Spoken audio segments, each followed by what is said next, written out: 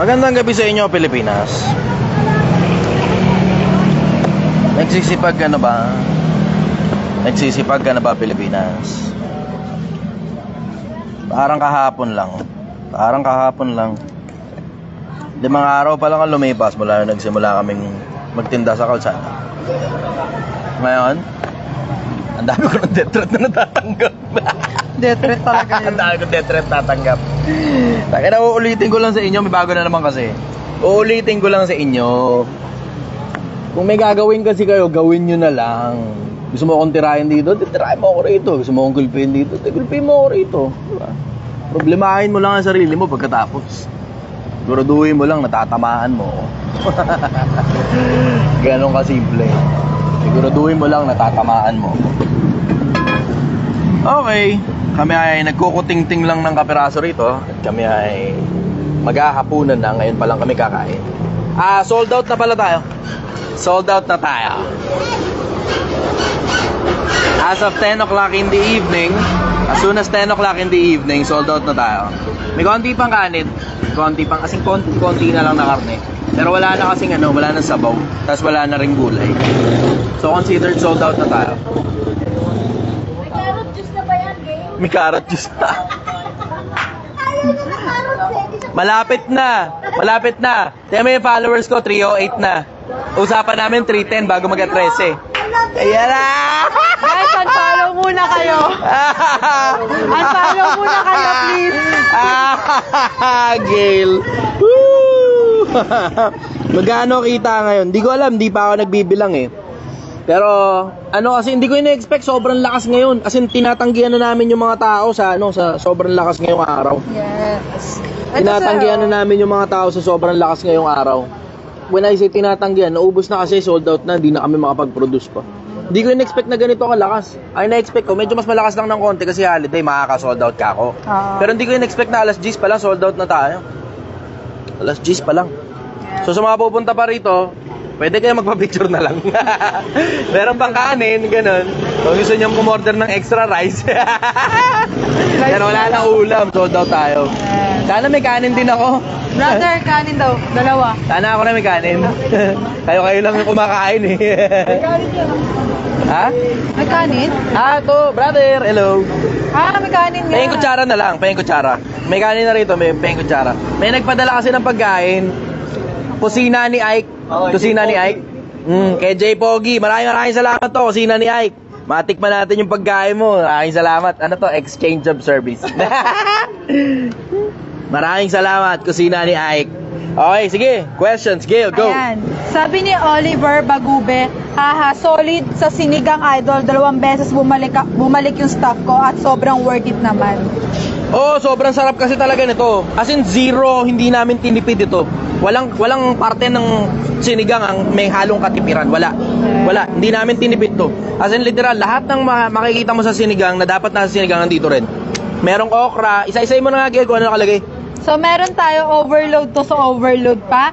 Mas overload pa to, sana alam ninyo. Kasi punong-puno na, healthy na nga, busog ka pa. Kasi ang gulay natin, kompleto sayo. So, meron tayong okra, talong, labanos, gabi, kangkong, sitaw. Yon. Tapos, syempre, ang ating karne, baka ito. Laman ng baka, taba ng baka. Walang halong baboy. Pure baka lang to. Ano mo? Sobrang solid na to. Tikman ko nga ulit. Charge mo ako 100. Sir, 500 na yan. Kanina ka pa dumudekwat Ang dyan. harap eh. Paborito ko talaga itong sinigang eh. Ito kasi yung in case hindi nyo alam, ito kasi yung pagkain na kaya kong kainin ng habang buhay hanggang mamatay ako, hindi ako magsasawa. So, sinisimot-simot ko na lang ito kape-kapiraso ng sabaw. Yan yung sabaw. Kape-kapiraso na lang yan eh. Wala na talaga, ubos na. Okay, guys, go! Ayan. Sabi ni Dexler Tipait, Idol, bakit may bulbul tayo sa puwet? Yung tawag doon, burnik, tanga. Hindi bulbul ang tawag doon. Tawag doon, burnik. Tangina bulbul sa puwet ang puta. Sabi nga raw nila, karug daw tawag doon eh. Ano karug? Karugtong. Di ba yung dito ba siya mamayamad ng harap? Karugtong ng bulbul, ba? Karug. Yung sa puwet daw, ang tawag daw doon, karug din. Bakit? Karugtong ng pilik mata. Paano? Bakit sinayo? Okay, dahan-dahan ha. Ingat! Ingat, ingat. Ingat, ingat. Ingat, dahan-dahan. Alugtong ng pilik mata. Baka pilik mo tala, pakalayo naman. Pag binunot mo, Okay. sige, next question. Ayan. Sabi ni Chu, boss, saan kayo located? Nandito kami sa harap ng mahabang parang Barangay Hall. Angono, ha? Angono, Rizal. Sabi ni Eugene Joseph Gutierrez, Lodi, kumain ako dyan kanina, solid ng sinigang. Ikaw makakahanap ng banto ng ganitong klase ng sinigang kahit saan. Kahit sa mga 5-star restaurant, may rap na kumahanap ng ganitong lasang sinigang. Ano to? Recipe ni Chef Anthony Ang. Yeah. Tapos niluto sa Elliot's Bar and Restaurant. Tapos may personal touch ko rin to. Ito eksakto yung gusto kong lasa ng sinigang talaga. Ano talaga? Ang pinakamasarap na parte dito, wala kang mahanap ng ganitong sinigang sa buong Pilipinas. Bakit? Kasi yung sinigang namin, hindi lang ito panluto, pangkalsada. May halo din tong pagmamahal. Trot. Pag-ibig sa kapwa-tao na gusto kong umusad ka sa buhay Pilipinas. Yun ang kasama nito. Kamusta naman daw yung pagkain kinakain mo? Ang harap nito. Kusina ni Ike. Kusina ni Ay. Harap. Maraming salamat, kusina ni Ike. Thank you. Ayan, Akala. Ayan, ito ako. Kusina ni Ike. Ayan. Okay, next question. Ayan. Tanong naman po ito ni... Ay, sabi. Ayan, Catherine Mendoza. Magiging toxic ba na anak kung ikakat sa buhay ang toxic na magulang? Yung tipong puro negatibo lang na, at pressure ang binibigay. Hindi, magiging stress-free ka na anak. Hindi ka magiging toxic na anak. Paano ka magiging toxic na anak? Magiging stress-free ka na anak. Wala kang stress. Yes. Sa akin, pag ang kadugo sakit ng ulo, laglag mo na. Yung basura, ang gusto lang talaga, bumagsak ka. Kasi dahil nakatamaran nila, ayaw nila magtrabaho, ayaw nila magsumika para sa sarili nila, ayaw nila mag-ipon para sa sarili nila. Magkaiba yung ayaw, ha? At saka may sakit, magkaiba yun. Magkaiba rin yung ayaw at saka yung hindi na kaya dahil matanda na, senior citizen na. Pero bata pa, ayaw na magtrabaho, tinatamad na. Ingat, brother, dahan-dahan. Pagka ganun, takna sa akin, diretso, laglag mo na lang yan. Nasama lang loob nyo sa akin, Pilipinas. Pero alam niyo naman kung saan ako nanggagaling diba? Alam niyo naman yung kwento ko. So hindi yan parang bala lang, ganun, wala ka naintindihan, hindi mo kasi alam kalagayan namin. Hindi nga mas masahol yung kalagayan ko sa inyo Hindi ako nasasabi to Kasi yun yung gumana sa akin. Yun yung gumana sa akin. Okay, next question. Ayan. Tanong naman ito ni Kyle Becario. Magkano po per order, Papa Chester? 100 lang kada order. Kompletos regados na to. Kasama na rin patiganin. Mas masarap to kaya sa pares. Legit, mas masarap talaga to kaya sa pares. Yeah. Tapos kompleto pa ng may gulay pa. Yung pares kasi walang gulay Mayroon lang doon, star anise, kadalasan at saka luya. Yeah, go, next question. Sabi ni Oliver Bagube, kasama ko sana si Mrs. ko pumunta dyan, Lods. Nakaplano na kami, biglang nagkalakad bigla, kaya yung staff lang namin yung talagang pinasadya namin dyan. Next time dyan na kami kakain. Bukas, tara dito. Ay, papasalamat pala ako kay Michael Yamar. Taga siya? Taga Muntinlupa. Border. Tapos ang ginawa niya, ano yun? Lalamove ba yun? Parang move it? Lalamove. Nagpapunta ng Lalamove dito para umorder, tapos ginigas na lang sa akin yung pera. Nadiretso ngayon sa kanila. Tinatanong pa ako nung rider Sir, ano ba? Vlogger ba kayo? Kasi ang layo nung pinapadeliver Muntinlupa. Muntinlupa. Okay, go. Next question. Sabi ni Kenny Aldren, Bisiti Navarro, anong oras ka nagbubukas dyan, Idol? Hindi pa namin ma-exact yung oras ng bukas Ang dahil lang kasi, hanggang ngayon nag-a-adjust pa rin kami dun sa oras ng luto. Hindi pa namin makakuha talaga yung tamang timpla. At least nakikita nyo, ito talaga yung totoong proseso Pilipinas. Trial and error ko talaga. Supposed to be, dapat alas 5 ng hapon Pero hanggang hindi pa rin namin makuha yung tamang timpla ng oras ng tulog, oras ng gising, oras ng pamamalengke, oras ng pagluluto. Hindi pa rin namin makuha yung tamang timpla May mga sumisingit pa sa schedule ko. Nahirapan tuloy kami. Pero at least nakikita nyo kung saan kami pumapalpak. Ngayon, makikita nyo rin kung saan nyo aayusin yung mga sarili nyo base sa mga kapalpakan ko. Diba? Kasi hindi pa pwedeng lahat na lang puro magaganda na lang papakita ko. Hindi pwedeng ganun. Kailangan makita mo kung saan ako pumapalpak para matuto ka sa kapalpakan ko, Pilipinas. I'm using myself as a guinea pig. Para ikaw mismo makita mo kung paano umusad sa buhay. Sige, next question. Tanong ni Leo Malinge. Dadan nakaharang yung tissue sa camera. Pero kita ko pa naman. Nakaharang nga yung tissue sa camera, brother. tanggalin mo na. Kailangan ko pa bang ulitin yung sinasabi ko? Ayan. Tanong Sige. ni Leo Malinge. Paano mo masasabi na siya ng tamang babae para sa'yo? Nakaharang pa rin yung tissue sa... Ako na nga. Hindi kasi pag tinanggal mo, sir. Oo nga eh. Pwede naman kasing ibaba, diba? Diba? Ayan. Paano mo daw masasabi na siya ng tamang babae para Pag sa'yo? binigay ng Diyos, malaman mo pag binigay ng Diyos, pag hindi makakasama sa'yo. Kaya Santiago yun, bawat mabuting kaloob, bawat sakdal na kaloob, nagbuhat sa ama ng mga ilaw. Doon malalaman. Pag alam mong magkatuwang kayo, kahit magkaaway kayo, hindi lumalabas sa mga sekreto, at ang main goal ninyong dalawa ay yung ikauusad ninyong dalawa. Hindi kayo nagkakatakan pababa. Hindi kayo nagtitingin na para magkaaway kayo. And even worse, yung mga iba, tanga na, yung maghapon na lang, magdamag na lang nakailata, tapos magkayakap na lang. Tapos wala na self-growth, wala na. Hindi na nag-grow yung relationship, hindi rin nag-grow individually. Alam mong para sa'yo kapag hinahata ka niya para umangat sa buhay.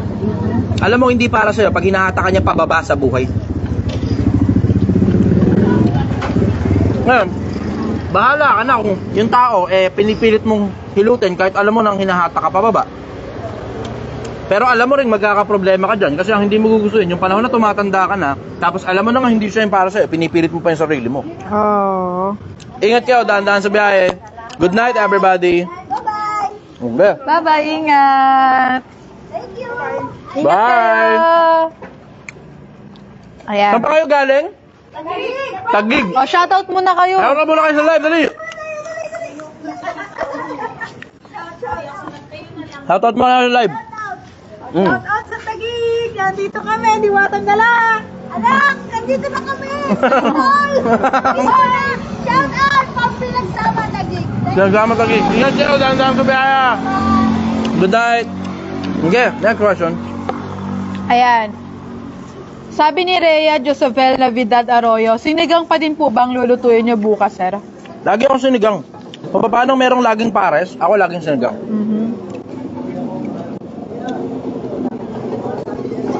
Okay, go next. Tanong ni Manuel Drexy Torres, Idol, magandang gabi. Tanong ko lang, paano ba ako makakapag-focus sa mga goals ko at paano hindi tamarin? Isipin mong mamamatay ka. Alam mo yun, nahirap sa mga tao kapag you have too much time in your hands and you have too much good health in your hands. Pag meron kang magandang kalusugan sa kamay mo, pag meron kang maraming oras, kasi bata ka pa, ang tao taken for granted yung mga maliliit na bagay na yan. Nakakala mo mga maliliit na bagay, pero yun yung mga bagay na big deal pag tumanda ka. Hindi mo gugustuhin yung panahon kung kailan matanda ka na, tapos saka mo kayo sasabihin, sana pala ginawa ko yung ganito, sana pala ginawa ko yung ganyan. Para hindi ka tamarin, isipin mong hindi mo alam kung hanggang kailan ka lang. Pwede ka nga mamatay ng bata eh. Masaya ka na ba sa lahat ng achievements mo ngayon? Kung masaya ka na, then congratulations, clap clap. Pero kung hindi ka pa masaya, then you have to work your ass off. Trabahuhin mo ngayon yung kabilang buhay at trabahuhin mo rin higit sa lahat yung buhay na to. Yeah. Next Ayan. question. Sabi naman ni Percy Vlog, saan yan tol punta ako? Ito lang sa mahabang parang ako sa Sige, next question. Ito na si Michael Yamar. Michael, salamat sa mo ha. Model si Michael sa akin galing ng papunta ng Muntinlupa. Muntinlupa. Mula rito, pinadala mo niya papunta Muntinlupa. Yung yung binigay mo sa akin extra, binili ko ng Cobra. Salamat, brother. Maraming salamat. I love you, Michael Yamar. Good evening, brother. Tambay ka muna rito. Okay. Ingat, dahan-dahan na. Uy, mag-helmet ka. Gago kami. Checkpoint niya, maya. Hindi ko lang alam ngayon, pero munti ka na ako madali kanina. Buti na may helmet ako. Yung next question. Ayan. Sabi ni Michael Yamar, lapit na dumating idol, buhahaha. Maghahatid muna ako kay Commander, iba na kasi work schedule niya. No, ulit ako mamaya, buhahaha. Magbibigay ako ng review sa subscribers hub. Ayos. May problema pala ako. Michael, ikaw na mag-PM dun sa mga ibang nasa subscribers. Mag-post dun sa subscribers page. Kinat kasi ni Facebook lahat. Literal lahat talaga ng monetization ko, kinat niya. Pati subscribers ko, kinat niya. Meron subscriber page. Abisuhan mo na lang sila kasi hindi talaga ako makapag-message sa subscriber page. Pati yung access ko sa subscriber page, kinat ni Facebook. Wala talaga. As in to completely zero talaga ang income ko sa Facebook. Okay, next question. Ito po. Nabulunan ako. Sabi ni Limson Incalyado, Brother, matitikas ba ang lalaki na maraming asawa katulad ni Bugoy na Koy-Koy, brother? Tangina, isip bata sa akin yan, sorry. Sensya na kayo pero yung ganyan kasi isip bata sa akin yan eh. Okay lang yun kung trip mo yung maraming asawa ka. Parang katulad mo Muslim, di ba? Pero yung katulad ni Bugoy, hindi naman niya talaga pinakakasalan, dinojowa niya, tapos tinatawag niya asawa. Tapos kung maghiwalay sila, okay lang. Sa akin, sorry Bugoy pero sa akin, isip bata ka nun sa parte na yun. Ang mas worse pa niyan, tinakaladkad mo mga tao para gumaya sa'yo sa kalokohan mo. Yun ang mas worse niyan. Tinakaladkad mo mga tao para gumaya sa kalokohan mo. Uy, puta. Hindi ka nang dumulas. Buti na lang. Spider senses. Isang malaking kalokohan sa akin yung pinaggagawa mo. Sa akin, nakikita ko isang matandang bata. Bata lang gumagawa niyan, brad eh.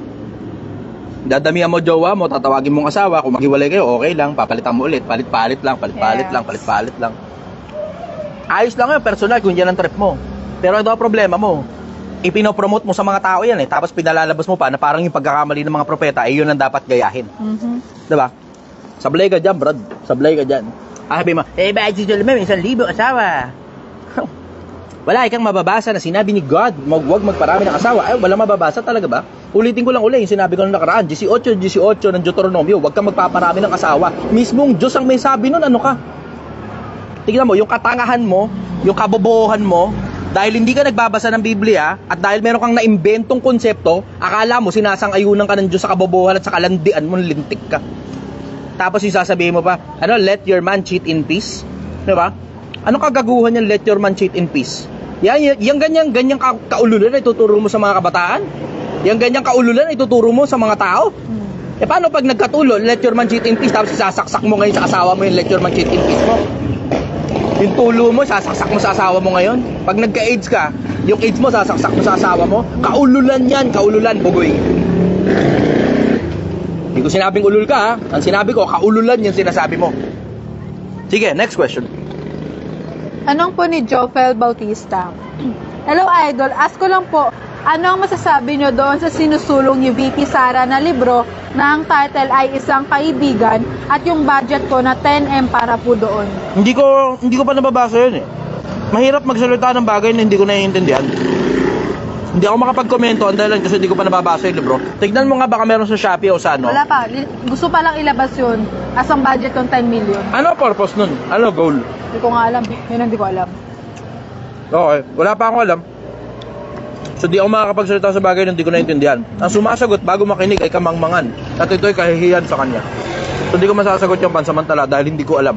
Hindi ka next question. Yan. Sir, congratulations, 1K na ang viewers mo. Oh, go. Bira yun ha. Yes. Bira. Maraming salamat sa inyo. Okay, sige. Tindihan mo yung mga tanong. Dadagdagan ko ngayon yung sagot sa mga tanong.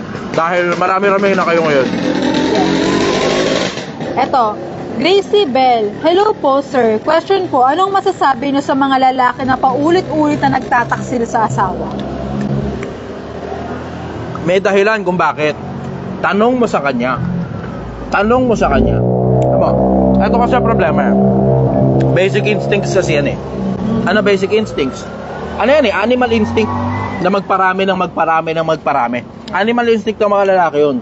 Ang animal instinct naman ng mga babae, i-retain. Ngayon, kung animal instinct ng mga lalaki yun, paano mo ngayon mahahatak yung lalaki mula sa pagiging babaero papunta sa pagiging monogamous? Medyo komplikado lang ito. Pero tabaan nyo utak nyo, Pilipinas, pakinggan ninyo, meron ako ibibigay sa inyong malaking karunungan. Ito, coming from the standpoint na ako mismo lalaki. May paraan para mapatigil mo. Gusto ko muna makinig muna sandali lahat. Tanggal mo muna lahat ng mga ginagawa mo kung hindi naman importante. Kung nagtatrabaho ka, magtrabaho ka lang. Pero pakinggan mo ako ng gusto. Type yes kung nakikinig ka sa akin, Pilipinas.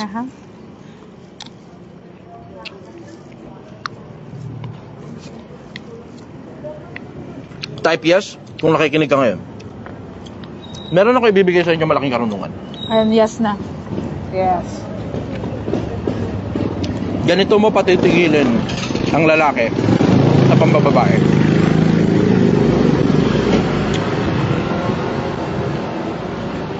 Kung si Bugoy ang tinuturo sa'yo kung paano mambabae ng kaululan, ako ituturo ko sa'yo kung paano patitigilan ng mga lalaki sa pambababae. Wala na. Yan. Pakinggan ninyo ako ngayon. Yan, nakikinig na sila. Okay. Ganito magpatigil ng lalaki sa pambababae. Animal instinct yun eh. Have him question his ideas and show him how stupid his ideas are. Tungkol sa pambababae. Tama. Babae ka. Gusto mong patigilan sa pambabae yung asawa mo. Tanong mo, bakit ka ba ng babae? Magbibigay ng dahilan yan. Ikaw ang sisisihin yan. Pero, tumahimik ka lang. Binigyan ka ng dahilan, ikaw ang sinisi, tumahimik ka lang. Ngayon, baguhin mo ngayon kung ano yung sinabi niya. Ano sabi niya? Dahil daw bla bla hindi mo pinagbibigyan ng sex. Ngayon, ikaw babae ngayon ang mag-effort na mag-aya sa kanya consistently ng sex. Tapos ngayon tanong mo sa kanya, nasa-satisfy ka na ba? Pag umoo, magkakaroon ng question mark sa ulo yan. Kasi pag nambabae uli siya at tinanong mo uli siya kung ano dahilan kung bakit siya nambabae, hindi niya na pwedeng gamiting dahilan yung una. Tapos isa pa, uulit-uli yan.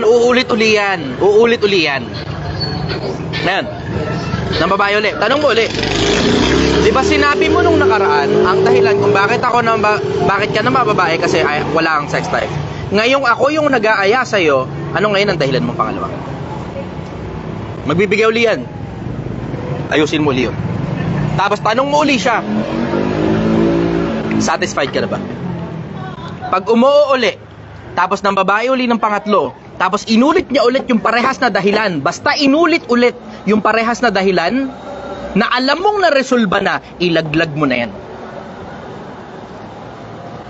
Kasi sa una, sa pangalawa, naresolba na yung mga problemang pinakamalalaki yun na sinasabi niyang dahilan. Ngayong naresolba mo na, wala na siya dapat dahilan. Pag nagkaroon uli ng dahilan at parehas ulit yung parehas na dahilan na katulad dun dati, ilaglag mo na yan. Hindi na magbabago yan. Pero at least, you have given him a fighting chance. Ngayon, wala siya ngayong karapatan para ipagsigawan na ang dahilan kung bakit kayo naghiwalay dahil kasalanan mo, babae. Wala na. Bakit? Inayos mo lahat sa pagsasama ninyo. Inayos mo lahat Lahat ng sinabi niyang dahilan, inayos mo. Hanggang inulit niya na lang yung parehas na dahilan na alam mo naman sa sarili mo at alam din niya na resolba ninyo yung dalawa. At umuo pa siya. Ganun mo patitigilan ng pambababae ng lalaki. Pag hindi pa rin kaya, ilaglag mo na yan. Yun ang sagot ko ron. Tama, Pilipinas, mas sensible kaysa sa kaululan nung kaululan ng Bugoy. Brother, good evening. Na ang sinasabi, and let your man cheat in peace. Tangina, pag ang lalaki, pinabayaan mong nambababae, magbababae ng husto niyang gago ka. Tapos susunod niyan, ihahawa ka ng tulo. Tapos mas malala pa dyan, pag hindi niya alam na may AIDS pala siya, ihahawa ka ngayon niya ng AIDS. Pag nagkaanak pa kayo, tangina.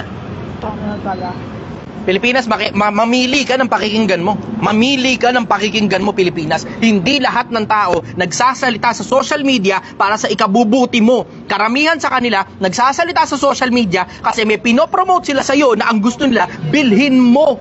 Kung ano man yung binibenta nila, na lahat yun, papasok lang sa bulsa nila, tapos puro perwisyo ang dulot sa'yo. Sige, next question. Alam mo, meron pa nga isa pa may bago na namang kaululan to si Bugoy bago na naman. Tangina, nakita ko, binabanatan siya ni Nico David eh. Si Nico David, isa sa mga pinaka-paborito ko influencer yan sa Pilipinas. Ang dahilan kasi, professor yan eh, si Nico David eh. Kung meron mang dapat pakinggan, hindi ako. Doon kayo makinig kay Nico David. Yung mga ganong klase ng taong lisensyado, alam nila, sinasabi nila. Bakit? Kasi pag nagkamali sila sasabihin, tanggal yung lisensya nila. Ano ka? Lisensyado yan eh. Diba? Eto mo, si Nico David binabanatan si Bugoy. Ano banat? Merong sinabi si Bugoy na ang sabi, ba't ka mag-aaral ka sa eskwelahan? Ano ang kurso mo? Marketing? Kung sana sa akin mo na lang binigay yung pang tuition fee mo, utang ina mo ngayon, alam mo na. Alam mo na kung bakit pala nila pinopromote na huwag ka nang magtapos ng pag-aaral. So I was right all along. I was right all along para sabihin sa buong Pilipinas at i-expose yung kaululan nila nung mga taong nagsisipagsabi na huwag na kayong mag-aral, mag-business na lang. Tama? I was right all along. Tangina. Yung mga tao na sinasabing huwag ka nang magtapos ng pag-aaral at mag-business ka na lang, yung mga tao na yan, may pinopromote sa inyo yan. Ang gusto nila, bilhin mo. Huwag ka nang mag-aral, yung pang tuition fee mo, akin na lang. Payayamanin kita. Ulol eh. No? Pilipinas, mamili ka ng pakikinggan. Hindi lahat ng pinakikinggan mo tama ang sinasabi at hindi lahat ng tunog tama makakabuti para sa'yo. Si Solomon mismo ang may sabi, may mga daan na tila matuwid sa isang tao, ngunit ang wakas niyaon ay mga daan ng kamatayan. Pag nahawa ka ng AIDS, tangina mo, game over ka. Dahil sa kaululan ng isang pirasong poke ng ina mong influencer. Pilipinas, mamili ka ng pakikinggan mo. Hindi lahat ng taong nagsasalita sa social media, ikakabuti mo ang nasa isip. Ang karamihan nagsasalita sa social media, ikasasama mo na nga, ang gusto pa nila, makuha yung pera mo. Prove me wrong, Bugoy. Prove me wrong. Sige, next question. Excuse me, sir. Tanong, sabi to ni Justin Policarpio, kaya ayaw mo kay Bugoy ng kuy-kuy kasi hindi mo kayang kumuha rin ng 3 babae. Mas pogi ako kaysa kay Bugoy. Mas matalino ako kaysa kay Bugoy. At kung magtitinginan tayo ng bank account, magkakaintindihan tayo, gago. Hindi mo kilala kung sino kausap mo. Hindi mo kilala kung sino kausap mo.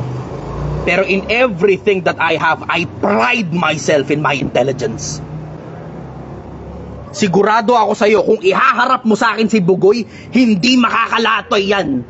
Maniwala ka sa akin, hindi makakalatay yan kahit isang beses. Iharap nyo sa akin si Bugoy na kuy-kuy. Iharap nyo sa akin.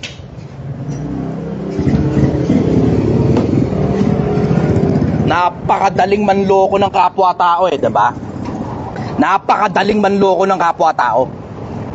Pero yung repercussion ng actions mo, at yung damage na naidulot mo sa kapwa-tao mo, kaya mo pa bang ayusin yan, Bugoy? Kaya mo pang ayusin yan? Sige, next question. Ito, sir. Chef Anthony Ang, shoutout brother. Shoutout, brother. Maraming salamat. Si Chef Anthony Ang, yung chef na nag-formulate ng aking sinigang. Maraming salamat, brother. Sige, next question. Ipe Palerio, boss, saan ang location ng tindahan mo? Andito ako sa harap ng mahabang parang barangay hall dito sa Angono Rizal. Good evening, brother. Tambay-tambay ka na lang muna rito. Ubus na eh. Ay, bus na? Sold out na tayo. Alas 10 pa lang. Ayan. Sige, next question. Rhea Domingo, 1.7k views. Naka 1.7k ka na. Salamat Pilipinas. Alam mo, alam ng tao kung sino dapat pakinggan. Kung hindi man ako, sigurado rin ako hindi dapat si Bugoy. Sige, next question. Ayan. Sabi naman po ito ni Jandro.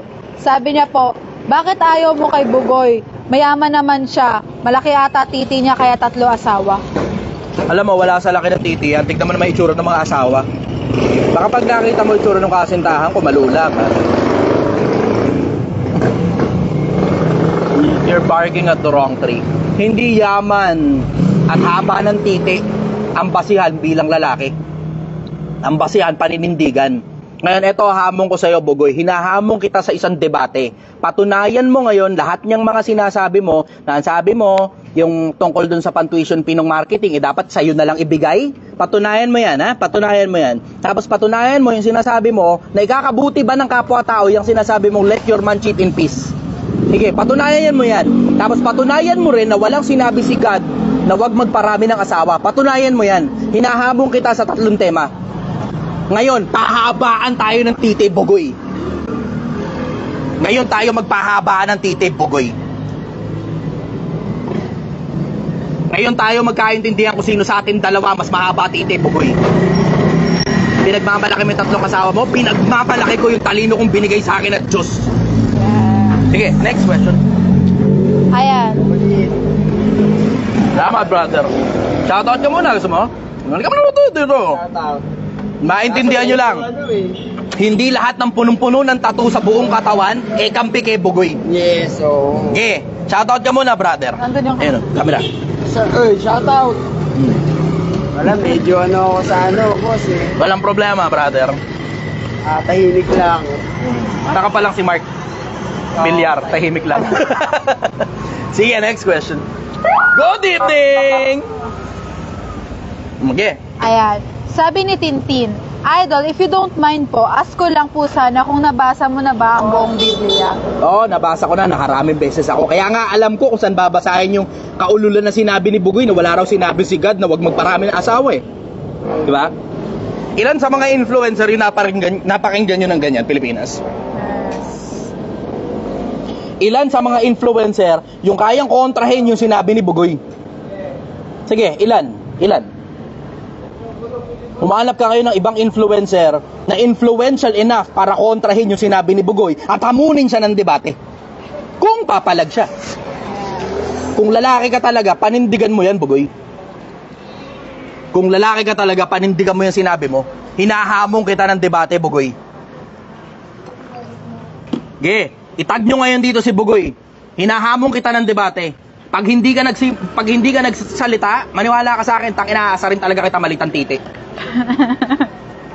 Yang mga pinagsasabi mo sa internet na ikaw mismo alam mong nakakasira ng utak ng kapwa-tao, panindigan mo ngayon yan. Hinahamon kita, Bugoy. Itag nyo ngayon dito si Bugoy na koy-koy. Hinahamon kita ng debate, Bugoy. Alam mo, this stupidity should stop. Sasabihin mo walang sinabi ang Diyos na huwag magparami ng asawa? Tangina, kaululan. Sumasaksi ka sa hindi katotohanan, Bugoy. Sumasaksi ka sa hindi katotohanan. Go. Next Sabi question. tuloy ni Jonathan Malonzo Viola, can't wait, Chichester versus Bugoy face off. Sisiguraduhin ko sa'yo, hindi ka makakalatay kahit isang beses sa debate natin, Bugoy. Sisiguraduhin ko sa'yo yan. Paninindigan ko sa'yo na lahat ng mga sinabi mo tungkol dun sa 3 na binanggit ko, lahat yun mali. At lahat yun nakakasira ng kapwa-tao. Sige, next question. Eto. Bugoy na koy minamention na nila. Palag, debate na. Sabi nila. Bugoy, panindigan mo lahat ng sinabi mo, pumalag ka ngayon. Pumalag ka. Influencer ka, 'di ba? Malakas ka man influensya ng kapwa-tao, 'di ba? Panindigan mo ngayon yung mga pinagsasabi mo. Sige. Next question. Nahanap ako ng question, pero lahat sila minamention kasi si Bugoy na koy. Ayan. Alam mo, ulitin ko, Pilipinas. Mamili ka ng pakikinggan mo. May daan na tila matuwid sa isang tao, ngunit ang wakas niyaon ay mga landas ng kamatayan. Sige. Ayan. Next question. Ito, mababa yung tanong ni Nins Galario. Ingrihan nyo lang yung tanong na sa susunod Idol, paano ko ibabalanse ang pananaw na magulang ko sa sarili kong pananaw gaya po ng pagiging risk taker ko sa pagninegosyo ko?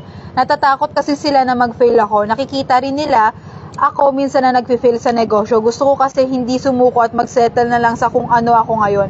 Gusto ko maging successful sa negosyo. Sa huli kaya di ako susuko hanggat maabot ko yun. Magsimula ka muna sa barya-barya. Alam mo, masarap lang pakinggan yung success eh. Hanggang makatikim ka ng sapak sa mukha galing sa merkado. Ang merkado, masakit manapak. Walang pakialam ang merkado. Walang pakialam kung ano kalagayan mo, kung may cancer ka ba, o ganito, o ganyan, o wala kang magulang. Walang pakialam ang merkado dyan. Ang pakialam ng merkado, simple, kung papatok ba yung serbisyo o yung produkto mo. Yun ang pakialam ng merkado.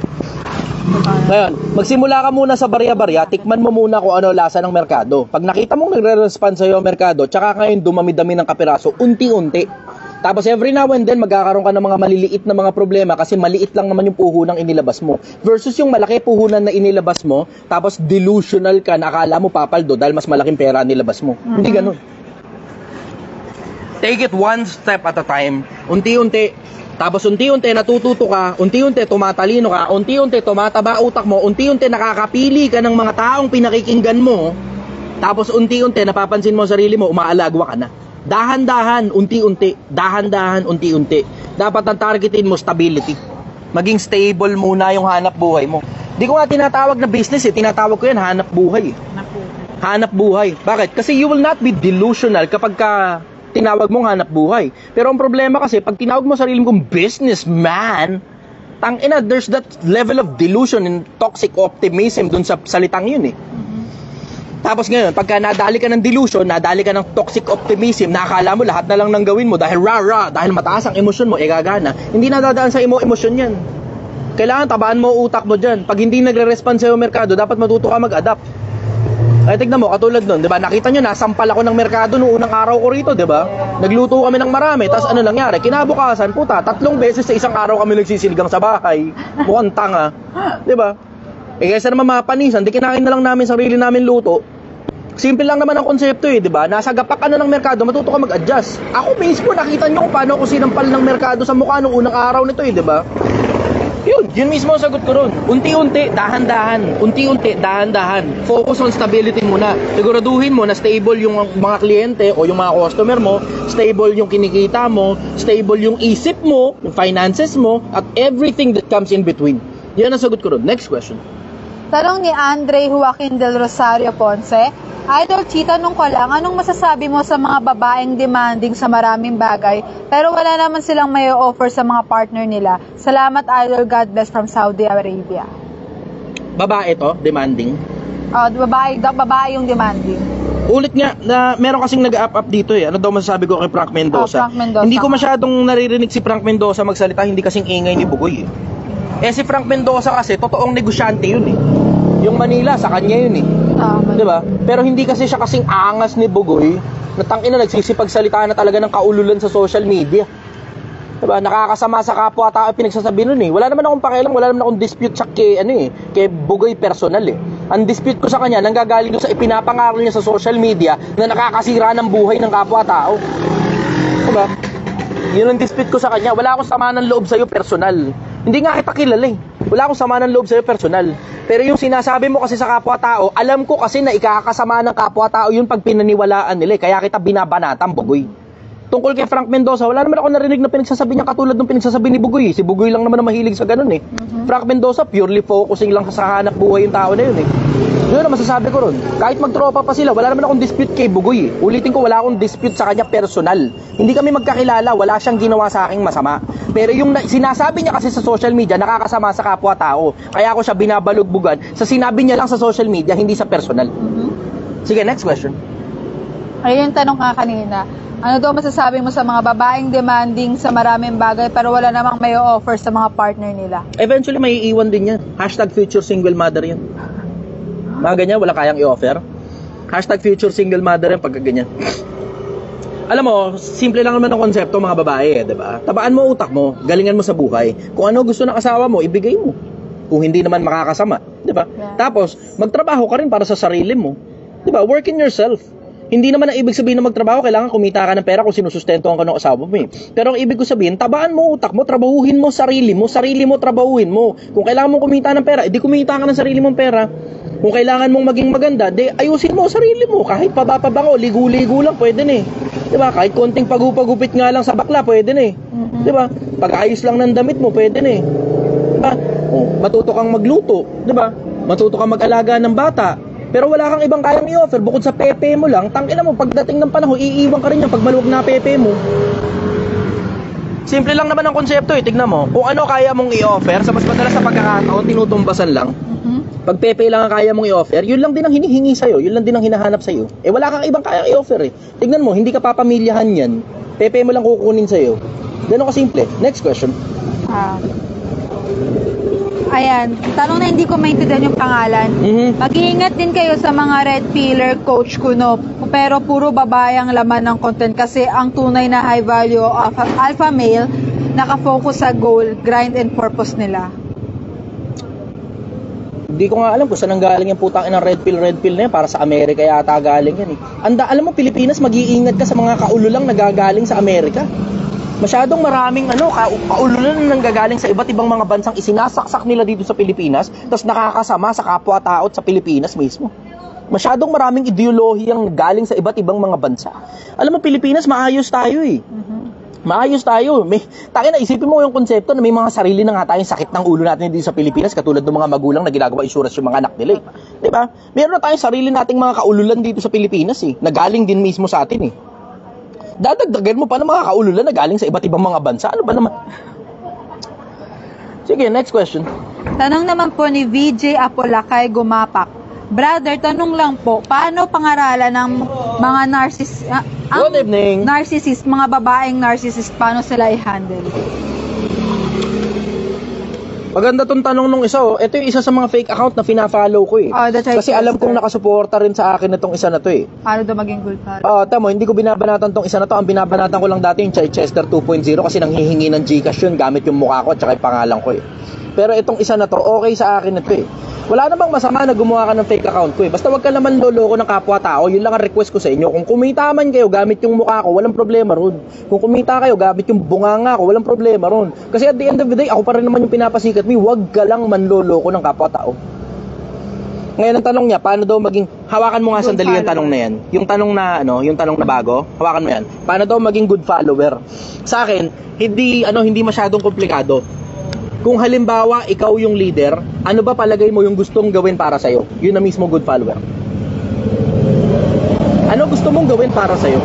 Kung ikaw yung leader, diba? Halimbawa, ikaw yung leader, ano ba palagay mo ang gustong gawin mo? Ano ba palagay mo yung gustong gawin ng lahat ng mga nasa ilalim mo para sa'yo? Yun. Hindi masyadong komplikado. Hindi talaga komplikado. Isipin mo lang na kung halimbawa, ikaw yung leader, anong gusto mong gawin para sa'yo? Yun ngayon ang gawin mo. Magaling na follower ka na nun. Tapos ito pinakamasarap na parte. Pag nagagawa mo ng maayos, yung magiging magaling na follower ka, susunod nun, pag ikaw na yung magiging leader, ang dali-dali sa'yo ng transition from being a good follower to being a good leader. Bakit? Kasi ipapasa mo na lang kung ano yung ginawa mo nung ikaw yung nasa ilalim. Parang katulad sa akin, alam mong good follower ako eh. Alam mo yun eh. Bakit? Kasi alam mo rin good leader ako ngayon eh. Etong ginagawa ko ngayon, eto technically good following ito eh. Paano good following? Tignan mo ginagawa ko, naghahanap buhay ako sa kalsada. Ako mismo sinusunod ko yung sarili kong pangaral. Tamo? Ako mismo sinusunod ko yung sarili kong mga pinagsasabi. Hindi yung mga katulad ng mga kaululan nila sa social media na tangina, let your partner cheat in peace yan. Good evening, brother. Nakalive ako ngayon. Kaway muna kayo. Yan. Kaway muna. Wala na, kakaubos lang, brother. Alas 10. Okay lang, bukas na damihan ko ng piraso para sa inyo. Damihan ko ng piraso. Okay lang naman yung brother. Di bale kahit gaano pa kalayo, alang-alang na magawan ko ng kinabukasan ng Pilipinas. Tampay muna kayo rito habang naka-live ako. Brother, pahingi pa nga akong isa pa nun. Yeah, next question. Ayun.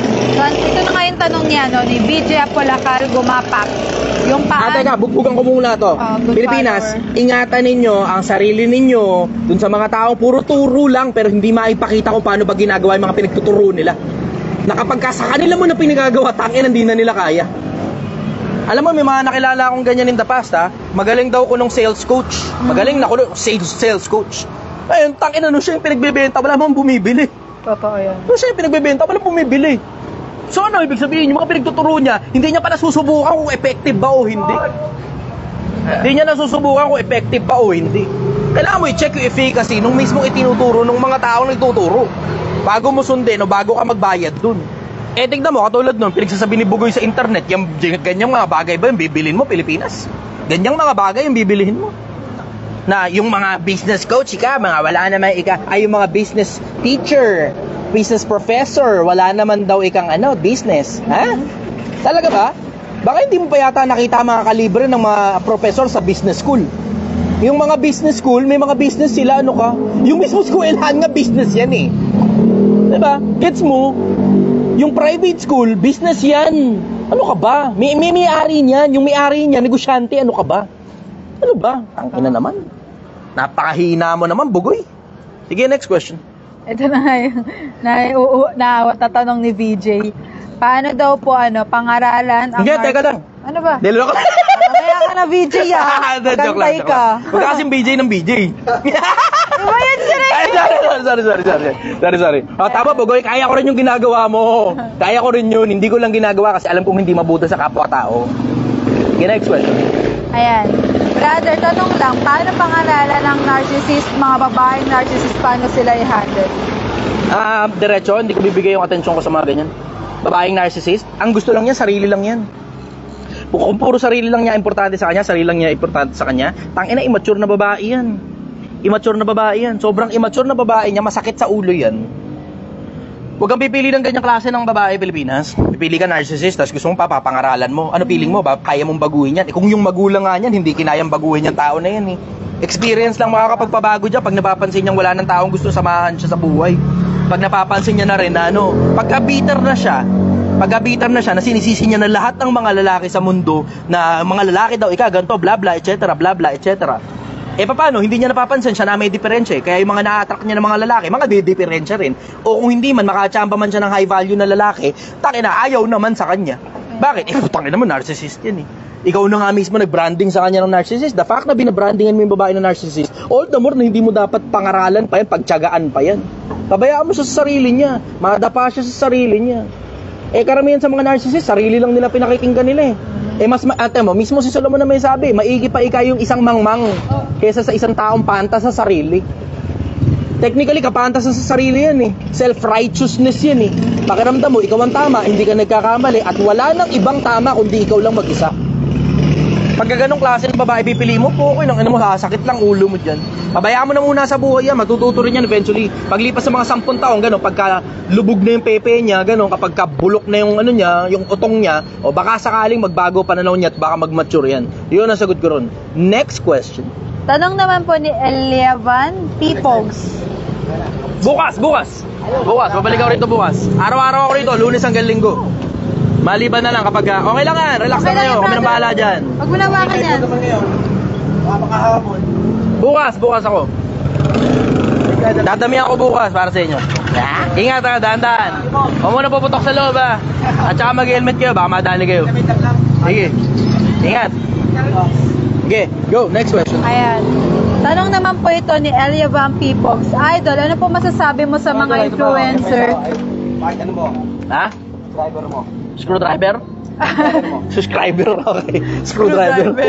Sige, go. Question, go. Ayan. Idol, ano daw po masasabi mo sa mga influencer na nagpro-promote ng online sugal? Tangina. Bakit? Alam mo, naiintindihan ko naman. Tangina, kaya tingnan mo. Kaya nga pinagtsatsagaan ko magtinda sa kalsada di ba? Para ipakita sa inyo na kung nagigipit ka, pwede ka naman magtinda eh. Pukin ang ina mo, influencer ka eh. Di ba? Influencer ka. Ano ba ibig sabihin nun? Merong madaming possibility para kumita ka. Katamaran mo na lang yan, kaya ka nagpo-promote ng sugal. Gusto mo instant na pera eh. Ba't hindi ka na lang din mag-promote ng shabu? Kinang mong hindot ka. Nahiya ka pa eh. Ito si Lodi. Okay, ganito, umusog ka rito para makita ka sa live ko. Lodi! Ayos! Lagi po inabangan, boss! Salamat, brother. Teka, naka-live ako. Diyan ka muna, relax lang muna. Ha? Wala na tayo, ubus na. Pero tumambay ka muna rito.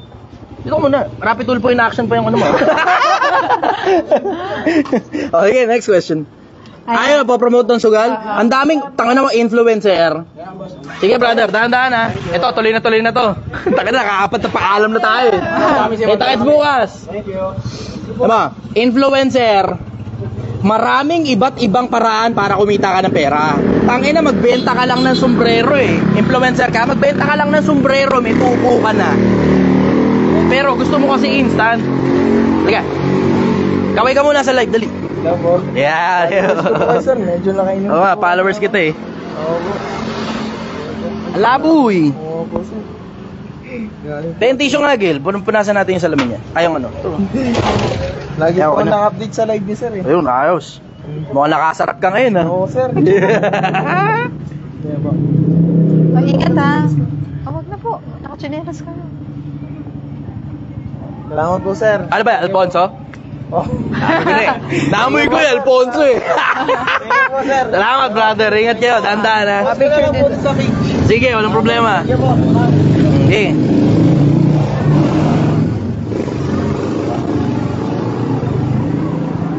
Thank you, sir. Thank you, brother. Oh, as I was saying, maraming iba't ibang paraan para kumita ng pera sa mga influencer. Ang daming iba't ibang paraan, hindi mo kailangan mag-promote ng sugal. Ito lang kasi problema mo eh. Okay, sige, gusto mo ng instant na pera, ba't hindi ka makipag-usap sa mga negosyo tapos i-promote mo yung mga maayos na hanap buhay? Ang dali naman nun eh.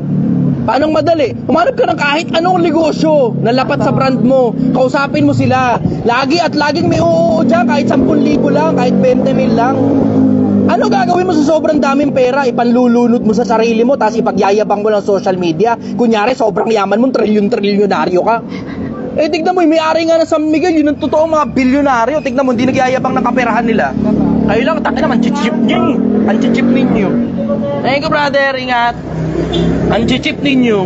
Puta, gusto niya na sobrang daming pera para ipagyabang sa social media? Tangina naman, di ba? Gaano ka ka-cheap? Gaano ka ka-cheap? Kung totoo sobrang dami mong pera, gago ka, tinatago yan.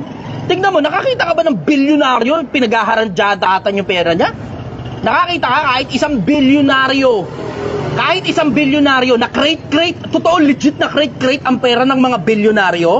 Nakakita ka bang kahit isa sa kanila ginaganon-ganon sa social media yung pera nila? Ginaganon-ganon pa na parang telepono kunyari? Tangina naman! Kachipan ninyo po ng ina nyo. Napaka-chip ninyo. Okay, galit na galit ka ngayon sa akin. Bla bla, kung hindi mo trip yun, bla bla, manahimik ka na lang. Eh putang ina mo, kung ikaw nga bla bla nagsasalita ka sa social media, all the more na may karapatan ako magsalita. Bakit? Kasi yung pagsasalita ako sa ikatitino ng kapwa-tao, hindi sa ikasusunog sa sugal, gago. Sige, next question. Ayan. Tanong ni Baka Ron. mo na to, baka mahulog. Intense tayo eh. Nakadalawang obra na kasi. Sige.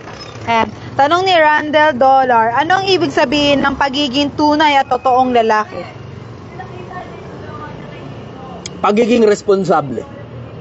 Let's just put it that way. Wala kasi akong pakialam dun sa fraternity ninyo na Alpha, Sigma, Kappa, Rho. Wala akong pakialam dun eh. Ang pakialam ko, gusto ko maging responsable, maging ordinaryong taong bayan na kinikilala at kinirerespeto ng mga kapwa ko lalaki. May paninindigan na naniniwala ako sa mga bagay na pinaniniwalaan ko until proven otherwise, and then I will believe you. Kaya nga yung hamon ko kay Bugoy, ulitin ninyo, brother, good evening. Wala na, kakaubos lang. Kakaubos lang. Pero okay lang, meron pa naman bukas.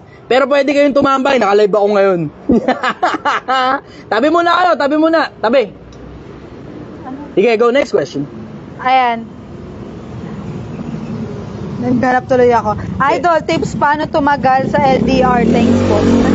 Communication is key. Malinis. You have to over-communicate. Over-communication. Bakit? Kasi communication lang ang nagbabind sa inyo bukod sa emotion. Wala kayo physical touch dahil LDR kayo eh. Hindi ko nga sinasuggest yung LDR eh. Masyadong masakit sa ulo yan. Isipin mo yung konsepto na kung nasaan ka mang parte ng mundo at kung nasaan man siyang parte ng mundo, madali niyong palitan ng isa't isa dahil wala kayo physically sa isa't isa. Wala kayong physical communication eh. Diba? So you have to over-communicate everything that is happening within your day, throughout your day, after your day, and before your day begins. Yun ang sagot ko ron. Over-communication is key para manatili yung pag-ibig sa inyong dalawa. Tanong naman po ito. Ilang minuto na ba? Magwa 1 hour na. Ilang minuto? 54. 54? Okay, sige. Saktoin natin mga 2 tanong bago. Ayan. Idol, paano kung napapaligiran ka ng mga taong ayaw nila maangatan? Sila, worst is bad wishers pa sila? Well, actually, okay na pala, good shit na nare-realize mo na nakapaligid sa'yo yung mga tao na yun. Ngayon, alam mo nang nakapaligid sa'yo yung mga tao na yun, makakatakas ka ngayon sa kanila. Kasi ganito eh, okay, sige, bad wishers, blah blah, etc., negative blah blah, etc. Diba? Ay, nahata ka pa baba. Bakit kailangan mo pa kasing ibigay yung attention mo sa mga taong alam mo namang hindi deserving ng attention mo? Kung may bigay sa kanila yung attention mo, ganun kasimple. Kahit nasa loob ba ng bahay mo yan, hindi masyadong importante. Pwede kang makaramdam. Tao tayo eh. Pero it's your choice kung dadamdamin mo o hindi. Kung nasa loob ng bahay mo, wala kang choice ngayon kundi iwasan. Hindi mo papansinin yung makakanegatibuhan na sinasabi nila, i-acknowledge mo lang. Hindi mo dadamdamin. Wala kang option para umalis eh. Doon ka nakatira eh. Diba? Pero ang simpleng konsepto, kailangan mo ba talagang mayat-mayat? Ang ina, lahat na lang dinaramdam mo. Baka pwede namang pasok sa isang tenga, labas sa kabila. Hindi naman mauubos yan sa mundo eh. Kahit gaano ka pa, kahit gaano pumunta ka pa sa North Pole. May mga tao rin doon, hanggat may tao, hindi mauubos yung kanegatibuhan. The only way para makakombat mo yan, you have to make sure na ikaw mismo sa sarili mo, nararamdaman mo lang pero hindi mo dinadamdam. Yun ang sagot ko ron. Last question. Eto, galing kay Archie Bagumbayan. Hindi ka ba natatakot kay Bugoy na Kuykoy at handa ka ba siyang labanan talaga? Ano nakakatakot sa kanya yung mga tattoo niya sa ulo? Yung ba nakakatakot yung dami ng babae? Yung mga barel-barel? Yung mga bomba-bomba, granada, mga hitman niya? Ano nakakatakot? Ang hamon ko debate, hindi suntukan, hindi barilan. Ang hamon ko debate. So Bugoy, panindigan mo ngayon yung mga pinagsasabi mo sa social media. Kung talagang lalaki ka, hinahamon kita sa isang bagay noong debate. Sige. Maraming salamat sa inyo, Pilipinas.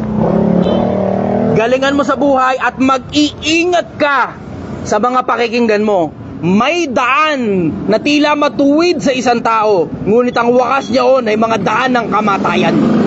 Magandang gabi sa inyong lahat, Pilipinas. Mahal na mahal kita.